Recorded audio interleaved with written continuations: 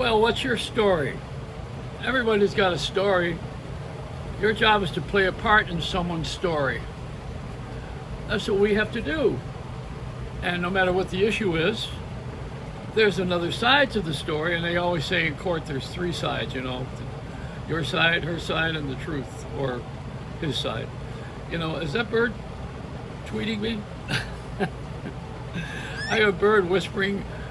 This bird is giving me the cue in my ear, saying, okay, wrap it up. Give it a Reynolds wrap. Hurry up now, come on. All right, I got pictures here that I want to show you. The latest news is the sexiest man alive in People magazine, and you know who that is, right? You know who won? Who was it? Come on, you know who it was? Michael Jordan, that's right. Now, since we have all these things with the sexual acting out and I think the Pope ought to be the winner next year. Or if they go into the cross-dressing and transsexual and gender changing and everything, the sexiest man alive should be Dolly Parton or Gayle King, because we need color. See, color has become an issue, and I don't know why, except look at the contradiction. First of all, we have Aunt Jemima, see, and we say, oh, well, that's no good, that defames us. Yet, today, we have Rap Snacks, Uncle Jemima. But my whole idea is to have true grits and be a Quaker. The nitty gritty. I told you that the Amish say about this election, when they look at the votes in Pennsylvania and they see Trump, they say, thou sucks. But that's a political statement. The other thing that's coming up here is this push on CBS television. They seem to want to be the black network. They own BET, which is a black network. They even have a show on marijuana tonight, which is going to show how unfair the black people have been treated with marijuana by being imprisoned for distributing and for using drugs and marijuana, and how the white people have profited from the black people's mistakes of becoming dealers. They want to blame white people for the black crimes now. I mean, this has gotten so repulsive, because we're all one nation. And that's why you got a guy like Biden who's trying to bring everybody together. He may even pardon Trump for all the things that he did with his $70,000 haircut. I mean, we are absurd. We're absurd. It's ridiculous. Everybody is taking this moment that they have, and they're fighting for whatever they want to have, whatever their cause is, whatever's inside of them, because they know you can get away with it right now.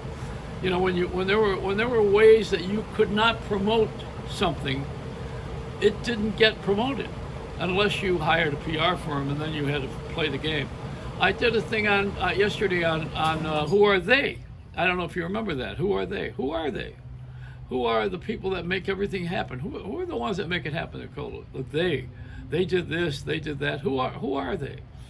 And now I see that there's going to be a podcast that's on iHeartRadio, I think, from a guy who's going to name who they are and how they got to where they are. See, I'm on time. But my age is defeating the whole principle, because, well, first of all, they want to hire people who are new and young, and they figure that if you have young people on TV or on the air, on the radio, then they're going to bring other young people, and they think that young people can relate more to young people, which is probably good, but it's a little limited. I mean, you only know so much, and you can only give so much of what you only know so much in life, and you can only give what you know, unless you're extremely gifted. And there are some. I can name some who are up there that don't belong there, but that's my opinion. And we all have that. We all have opinions. America's filled with ideas, opinions, imagination, with bitching. We're good at that one. The other side of the story, we know that one real well. We're good. We're good. America's got, we got it figured out. We know how to get away with shit. The rest of the world is in awe. They're going, how come they can do that? Why can't we do that? How did they get there? How did they get that? Well, I'll tell you, it's real simple. We have a mix. See, this is the only country on the planet that has everybody else's country. You didn't think of that, did you? we're the ones that we take in everybody. You know, the Statue of Liberty is tired. Give me your everything. Give me whatever you got. Bring it here. This is the great garbage can of the world and the great dumping ground for the planet. Did you know that? Well, rethink it. Think about that on the way home after you heard me say all these things. See, this is an amazing country because we have everybody else's stuff, and the other countries don't. They don't take in everybody. They take in their own kind, and they keep their own kind, as a rule. Are there any other countries like us? I can't think of one. Australia may be close, but not. Nobody does what we do. Nobody has this kind of open door policy. Even Canada's got a little connection to the apron string of the Queen.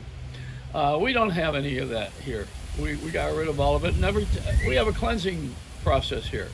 It's called poverty. When you are poor, you go to job and you make money. And if you get real rich, nobody bothers you. But if you start to steal, you go to jail. And if you are rich and you go to jail, you can pay a lawyer and get out of jail. Yeah, you didn't know that? You can escape everything with money and a lawyer. You can do nothing without having PR, public relations, and you need to have relationships. You need to have somebody who is championing your cause. We're back to lawyers, aren't we? Okay, that's it. That's a Reynolds wrap. That's today's lesson. The garbage can, America.